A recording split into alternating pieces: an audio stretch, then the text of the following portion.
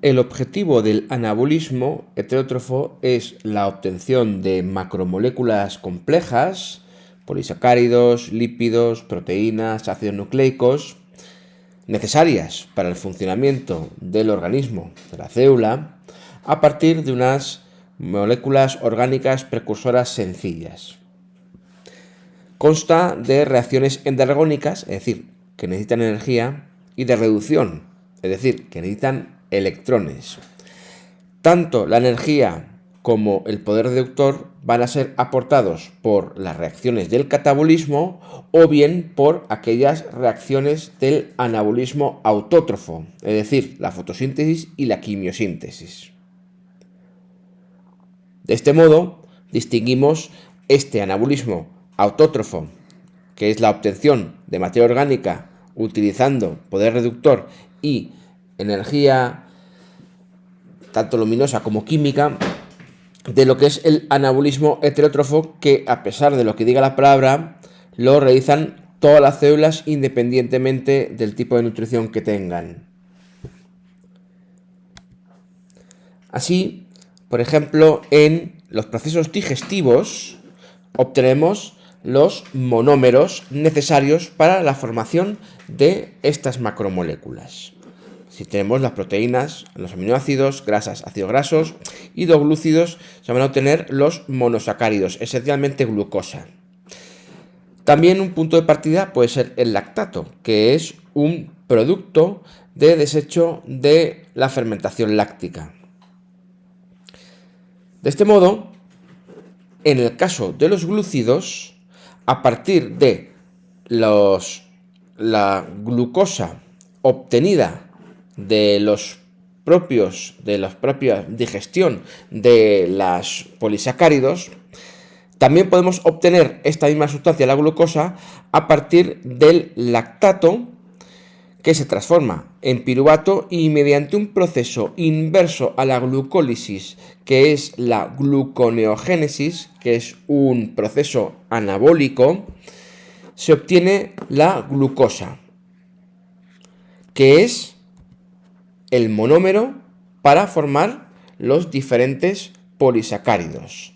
Por ejemplo, aquí tendríamos los polisacáridos de reserva energética, tanto el almidón en plantas como el glucógeno en animales. Y los procesos respectivos serían la amilogénesis y la gluconeogénesis, de tal modo que estas sustancias de reserva energética ya sintetizadas se acumulan en los tejidos correspondientes. Del mismo modo, también se podrían obtener las diferentes polisacáridos estructurales que forman parte de las paredes celulares, como por ejemplo la quitina, la celulosa o incluso el peptidoglucano en el caso de las bacterias. Las grasas se pueden formar a partir de ácidos grasos y glicerina. Estos ácidos grasos se pueden obtener de dos maneras, o de la digestión de las grasas, o también mediante la transformación de glúcidos en estas propias grasas. Bien es conocido que el exceso de azúcares o de carbohidratos que no se utilizan como moléculas energéticas se transforman en grasas que son de reserva energética una vez que el almacén del glucógeno, que es el hígado, ya está completo. Esta vía se haría de la siguiente manera. Estos glúcidos, mediante glucólisis, se transforman en piruvato. El piruvato entra en la mitocondria y se transforma en acetilcoenzima A.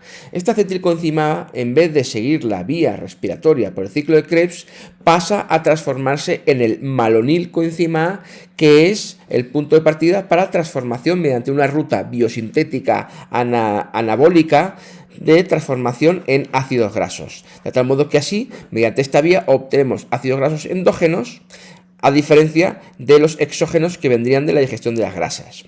Con estos ácidos grasos y el glicerol 3-fosfato obtenido también de la glucólisis, se produce la esterificación y la formación de los triacilglicéridos como acumulación de reserva energética en el tejido adiposo o incluso en el aparato, en el retículo endoplasmático liso, la formación de fosfoglicéridos necesarios para la formación de las membranas celulares. También podemos ver que existe una vía biosintética del colesterol a partir del propio acetilcoenzima A, dándose la paradoja de que en el colesterol existe una vía que lo sintetice, pero no existe una vía que lo degrade.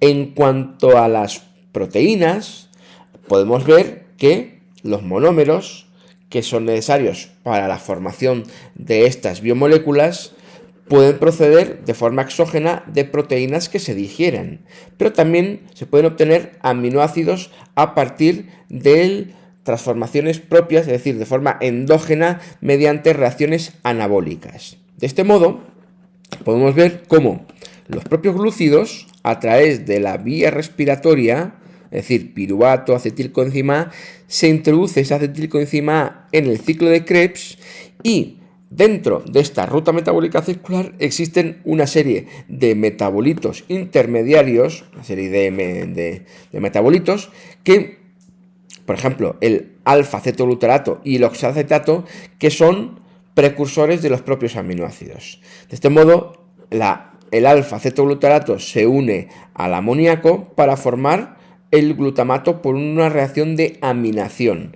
El glutamato ya es un aminoácido, pero es que además por transaminación, es decir, por cediendo su grupo amino al oxalacetato, se pueden convertir en otros aminoácidos e incluso al propio piruvato para convertirse así en los diferentes aminoácidos. Esta sería la vía endógena de producción de aminoácidos que después se unen entre sí mediante una ruta anabólica también, que sería la biosíntesis de proteínas que se producen en los ribosomas, para formar de este modo las proteínas endógenas, las proteínas propias expresadas a partir del ADN.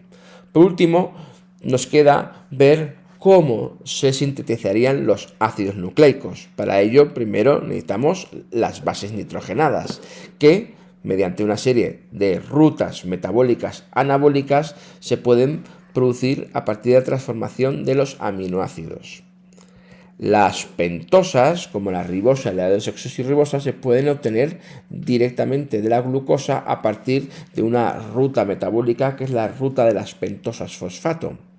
Uniendo estas pentosas, bases nitrogenadas y grupos fosfato, obtenemos los distintos nucleótidos. Y con los nucleótidos se produce la síntesis de ADN por replicación, es decir, lo que es la duplicación del ADN que se produce en la fase S previa a la mitosis, y la síntesis de ARN por transcripción. Y así tendríamos los diferentes ácidos nucleicos propios endógenos ya formados.